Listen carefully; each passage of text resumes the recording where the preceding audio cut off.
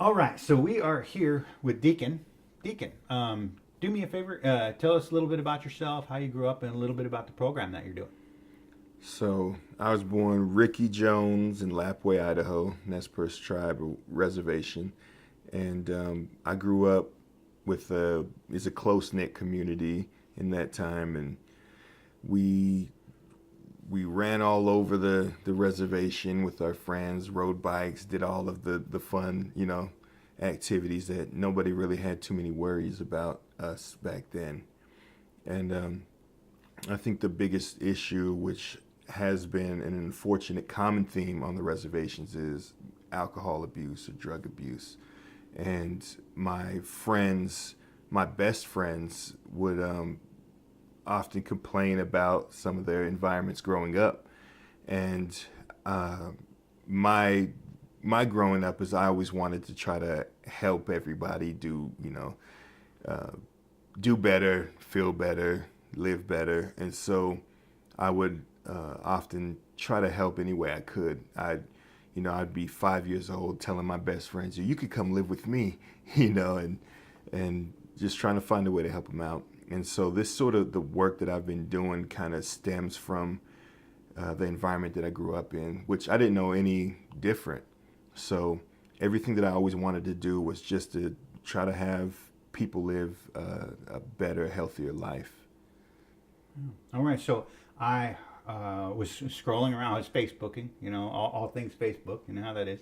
So I was scrolling through Facebook, and I came across your face. Your smiling face came up on the Inlander Facebook page, and so I clicked on it. They did a story on you. That's how I found out about what you're doing. So you're working with Eastern Washington University now. Can you talk a little bit about that? Yeah, I've been working with Nicole Devon out of Eastern for a while now, trying to put something together to support the tribal students that come to Eastern. What they've been noticing is if anything happens that is, negative towards the students that are there, it's easy for them just to pack up and go back home. It's a foreign world for a lot of us that didn't grow up in the city, and we're already anxious about what might happen when we're there, and then something bad happens and it's okay, it's time to go.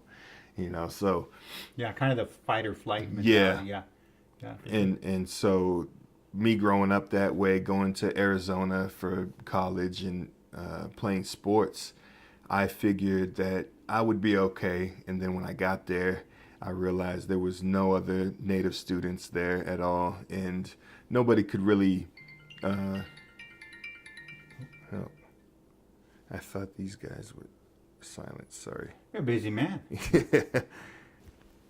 So there's the idiosyncrasies of growing up on the reservation and living my life that way my entire life. I didn't know any different. So when I got to college, there was nobody that really understood even the simple things, the humor, some of the strife that we went through were completely different. There was food that was a different thing. Everything, how we speak to each other, it was just so different that I didn't feel comfortable. And people told me to wait it out, tough it out a little, and I tried, and I didn't have a cell phone, and so I was talking about I'd have to get some cash, break it, get quarters, use the payphone, and call Plug in the home. payphone. Yes, Oh yes, yeah, man. right in the middle of the dorm room, or in the dorm hall.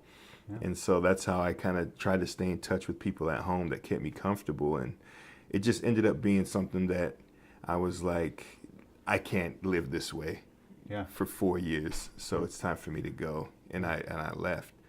And so at Eastern, if there's something there for the students to lean back on, and we're doing music, we're doing poetry, spoken word, we're recording, we're doing all these fun things, but you're also there with people that are like yourself. It gives them a little bit of a support system. So if something bad happens, they can always come to the studio, or they can always write something and speak to us about it, at any moment. That's great. That's awesome. I went to Whitworth up here, and I think our first Native American student union meeting, there were 4 of us. So, and there were two of them. I went to Whitworth when I was right about 40, and so when I first started going there, and so there was one other guy that was like 40, and then two of the kids were a lot, half our age.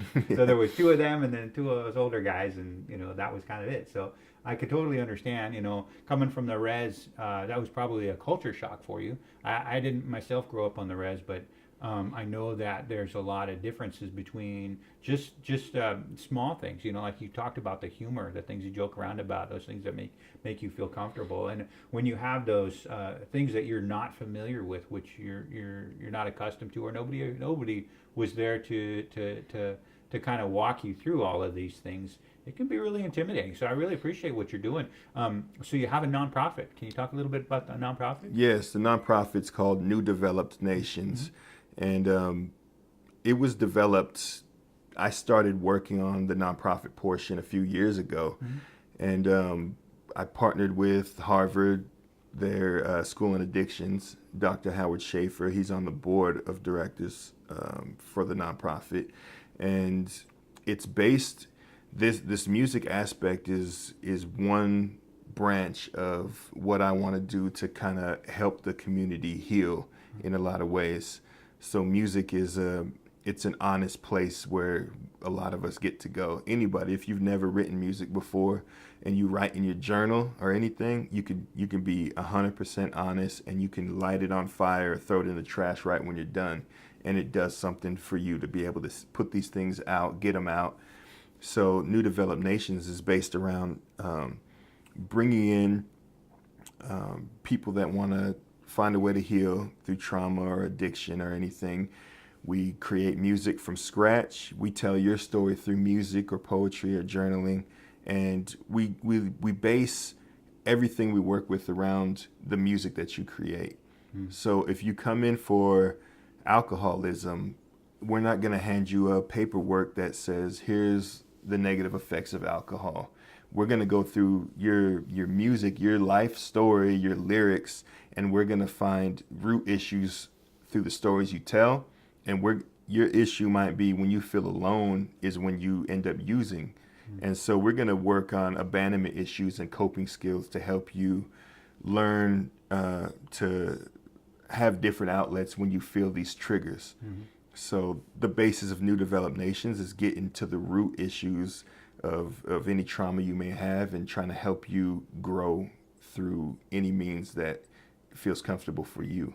Yeah, that's great. I found this article. That's how I found you. This article in this week's edition of the Pacific Northwest Inlander, Taxing the Rich. I thought that was great. But I saw this picture. I was flipping through. I saw this picture of you. It's a great picture. Young did a great job with it. But one of the things that I saw in here, and I mentioned that the graduation rates in Native Americans is really low. It's like 25% of them or something like that, I think it was saying. Can you talk a little bit about this article? Can you talk a little bit about the statistics? Yes, the statistics they're definitely not where we need them to be. So a lot of the, let's say, recidivism rates, the national average for anybody is 90% of the time, if you go through any treatment or anything, you're going to relapse. That's the national average for America.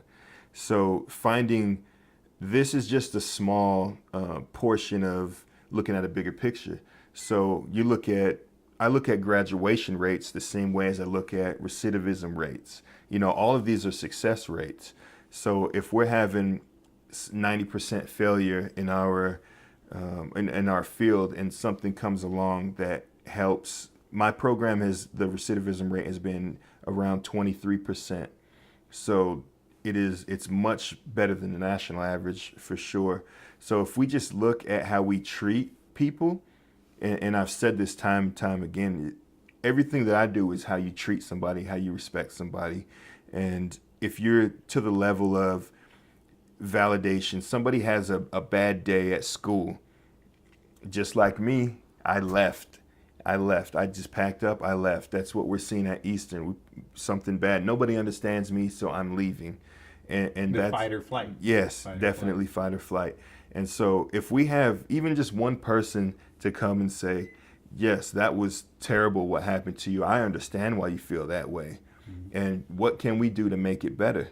Well, I think a good, intergenerational trauma is rampant through Indian country. And I think when you go into a society that is unfamiliar with the negative effects of intergenerational trauma or any of that type of trauma, people that are very culturally unaware of your upbringing or what your norms are, it can be really intimidating. You get out there and you're trying to fit in, but clearly the cultures are different.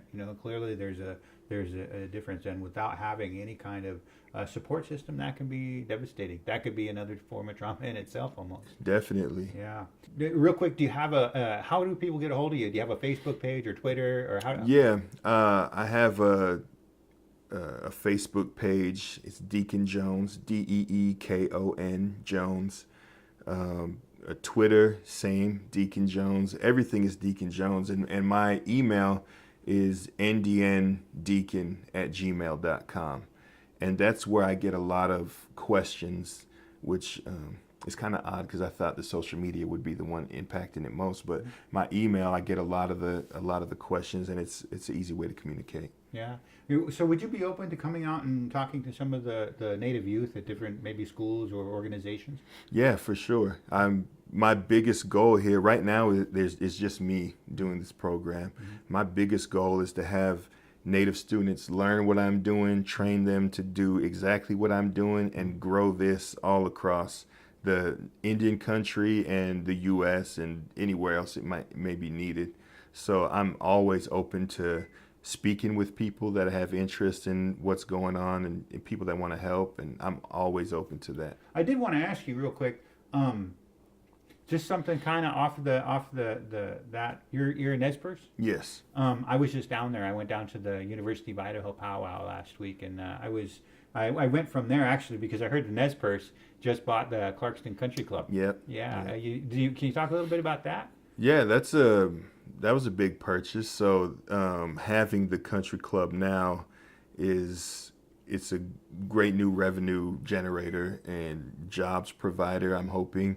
And I'm looking forward to any future ideas. I just hear there's a lot of ideas swirling about how we can utilize it. Oh yeah, that's a great. I was down. I went down there specific because I went from the powwow. I drove down there specifically because like on the way to the powwow, I saw that happened, and so I was like, man, that'd be great if I could get an interview with somebody. So I went down to the property down there in Clarkston, and it got down there kind of later in the day, and there wasn't a whole lot of management around. It was on a Sunday afternoon, early evening, but it looked like a nice place. I'm looking forward to seeing the things that they're going to be doing there. It looked like they had some space to maybe do some type of I'm not sure, maybe a show, a banquet room kind of thing over there. Yeah. And then all sorts of stuff. But the other thing that's going on down there is flooding. Yeah. I just wanted to ask you if you what the impact or what you've heard or any updates on that.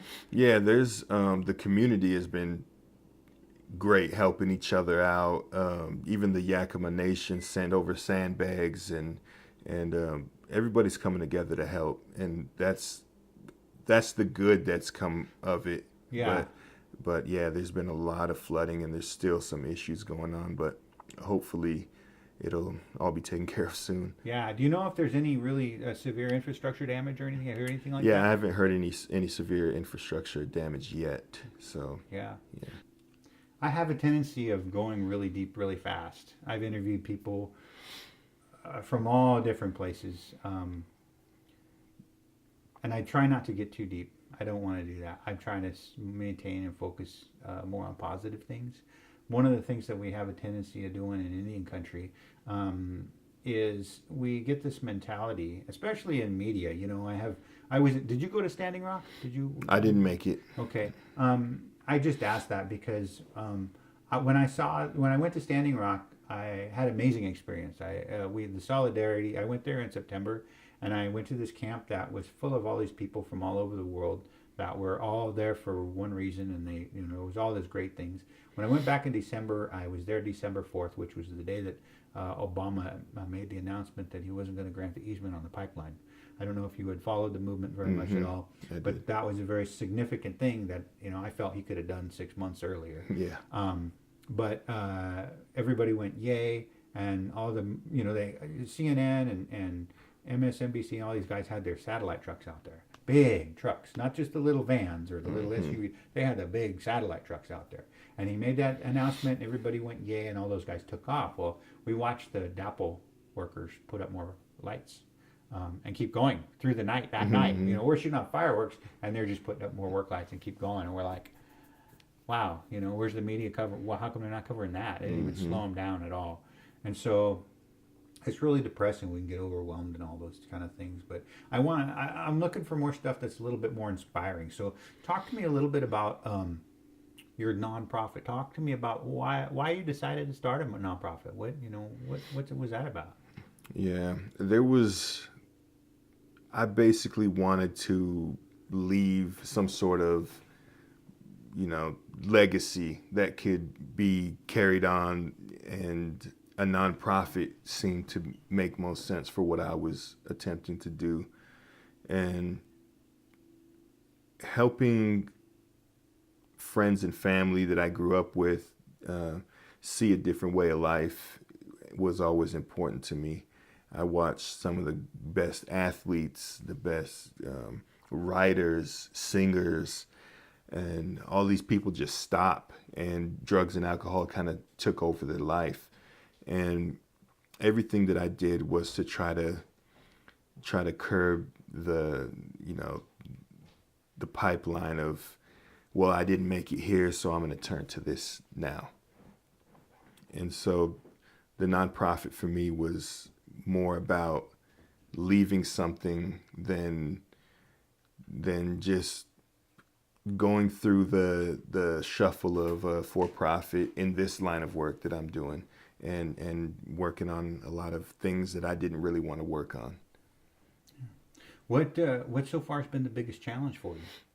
The biggest challenge has been showing people that this isn't your typical music program, because there's, I think, a million and one music programs. There's music therapy's been set in stone for a long time, and I'm just trying to show people that this isn't the typical structure or administering of music therapy.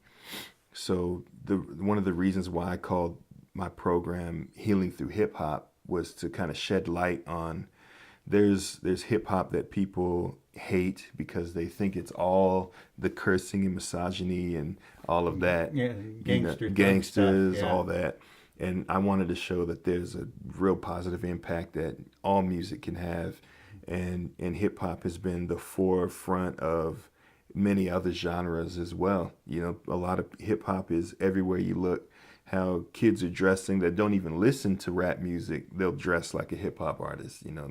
The words that they say, they come from hip hop, and it's just it's a powerful genre of music. And being able to relate with a lot of the kids that I work with, they love hip hop. Some of them, if they love country, we'll make country music with them.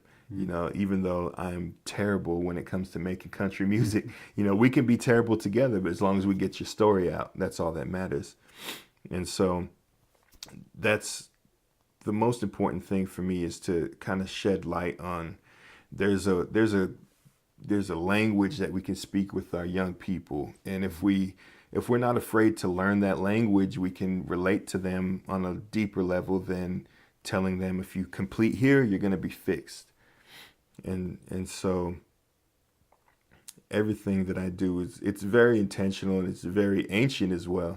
So everything that I've learned, I've heard from an elder before. The power of songs, the power of foods, the power of meditation. There's all of these things that I just I love to learn from elders, and things that they tell me, I just try to put into action today. And so everything that I do is very intentional to our elders as well. So you talk about hip hop. I think hip hop, in a lot of ways, it's. I think a lot of people have been in denial as far as looking at it as real music. It's had this bad rap for a long time. But man, I look back at the early days. Curtis Blow. I look back at Sugar Hill Gang and guys like that, and there, it's changed so much, because from that, you had those things that came out, Grandmaster Millie Mill, that stuff. Furious Five, Yeah. all this stuff. But then, I'm not that old. I just heard about this stuff. Yeah. So, but then you look at how it evolved, and then we ended up with stuff that came out that was really, really hardcore, But they were telling their stories, NWA, guys like that, Too Short, they were telling their stories from where they're from, and when you get right down to it, a lot of times it may not be what we want to hear. But I think in as to those artists is what we need to hear, and I think in Native communities, I think there's a lot of things like that we need to hear too. But I also think that there's a lot of opportunity there for people just to express themselves and grow and find ways to let that out. You talked earlier about recording it, writing that music out, and then just throwing it away and getting rid of it. There is release to that. They do the same thing whether it's poetry or your psychiatrist, psychologist. They'll have you write out journals, all this stuff, and then just get rid of it, releasing that. And I don't know if you saw that. I just have to reference that in the nor wolf nor dog, neither wolf nor dog. Have you seen that film yet? Okay, so it's playing again this weekend down there at the Magic Lantern. It's 4:30. Friday, Saturday, and Sunday. And actually, I think they scheduled it out for the rest of the week, but there's a piece in there where they take all of these old sayings. There's a scene in there, I should say. They take all these old sayings that had been written by this grandfather, by his son, who wrote them out for him, and then they read them all. The writer goes through and reads them all, and then they take the whole box full of them out, and they light them up, and they start, throw some lighter fluid on it and light it up, and then burn it. And then throw some sage on there and pray on it too. So I think there's a lot of similarities in that. So I think that's great. I think that is there anything that you what do you think about doing collaborations? Where do you make your music? I should say. Right now, I have a studio that I could just fit all in my backpack. Oh, so okay. I travel to schools, or when I'm home, I have a little studio set up in my downstairs portion of the house, and that's where I make the majority of it. All right. Yeah. But what do you think about collaborations? Would you be interested in collaborating with people that aren't necessarily students, but working with local? Because I know some of the local hip hop artists around town, and I know that they are kind of looking for more people to work with. Is that something that you'd be interested in doing? Yeah, for sure. I want to, and I want to work with as many people as possible. So if we can grow this, I'm all for it, and so no problem collaborating. Okay.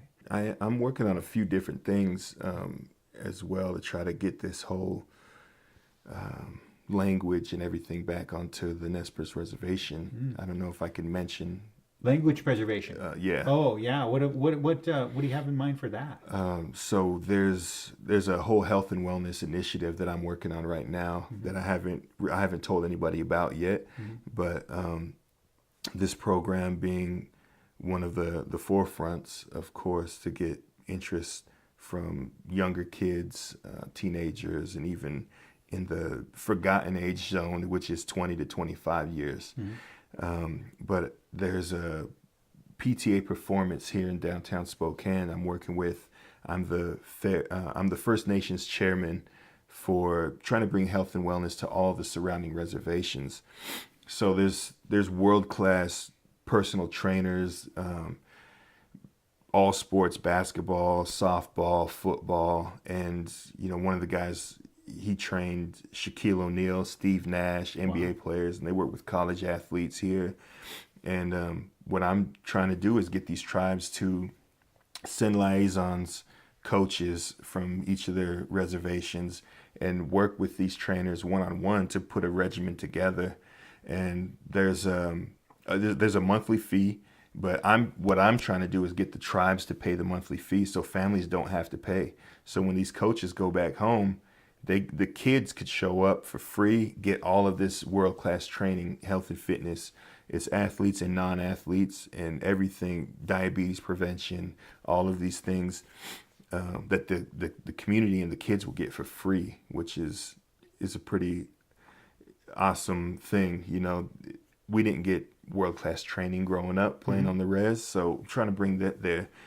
And I'm also working on a food truck for Lapway specifically, where I will serve First Nations foods, all of the things that our ancestors ate. You know, some roots, berries, wild rices, salmon, elk, the buffalo. That's it. There's you come and you order food. No matter what you get, it's going to be delicious, but it's forced to be healthy. So, and preserving the culture is huge on my list. It's my number one priority in life. And we lost some elders this past year that were fluent Nez Perce speakers, and they taught me when I was 3-4 years old. They were the ones that were teaching me the language then. And we have a huge gap. We went from Head Start, where we spoke almost strictly Nez Perce, to not having another class in Nez Perce until freshman year of high school. Wow. You know, so the opportunity there has been kind of missed. And so my menu, my First Nations food truck, the whole menu will be in Nez Perce. You're going to be forced to learn what you're ordering. You know, we're going to talk about where these things, why they were gathered, the health benefits of these traditional foods and everything, all in the Nez Perce language. And one of the biggest influences has been the Salish immersion school here in town. I've been watching 4 and 5-year-olds just speaking fluent, you know, Salish, and I'm just amazed. And we need that at home. And so I'm hoping to get this health and wellness, the diabetes prevention program with PTA Performance locked in, open the food truck, First Nations food. That health and diabetes is going to coincide one with another. And then the ultimate goal is to set up an immersion school in Lapway. So we have our fluent speakers. All they do is speak Nez Perce all day, you know. Wow. And so that's been huge on my list. And I'm actually speaking with the council this week about the training and fitness portion, and I'm working with the tribe right now on my food truck portion. So hopefully these two will be secured so that bigger goal of the immersion school can take hold. Excellent. Sounds like you got a plan. Yeah. Yeah, that's great. That sounds like a lot of positive programs and initiatives. I think you're moving towards. We'll have to keep up with you. We'll look forward to seeing you. So thank you once again. Thank you. We'll leave links to all his information, and as it grows, we'll add those links to his page. If you have any questions or comments, be sure to post them below. Again, feel free to contact me at Inland Northwest Native News, or feel free to contact Deekon here directly. Inland Northwest Native News, like and subscribe.